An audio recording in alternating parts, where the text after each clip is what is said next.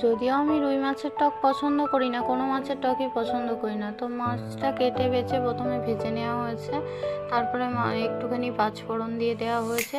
পাঁচফোড়নের মধ্যে এদিকে আমরা আদা, সর্ষে আর জিরে বেটে নেওয়া হয়েছে, ওটাকে মিক্স করে তেলের মধ্যে দিয়ে দেওয়া হচ্ছে।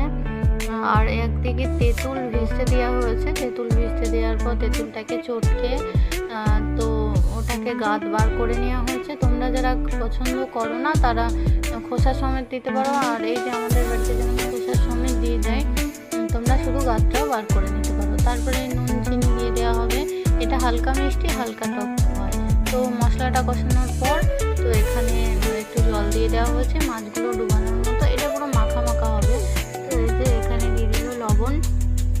লবণ দেওয়ার পর এখানে দিয়ে দেওয়া হচ্ছে চিনি।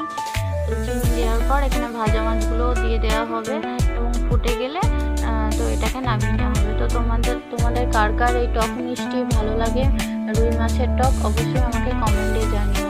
আর ভালো লাগলে অবশ্যই আমার ভিডিওগুলোকে শেয়ার করে দিও। আর যারা নতুন বন্ধু আছো তারা অবশ্যই আমার চ্যানেলটিকে সাবস্ক্রাইব করে রেখো। আর সুন্দর সুন্দর শর্টস দেখতে আমাকে ফলো করো। ধন্যবাদ।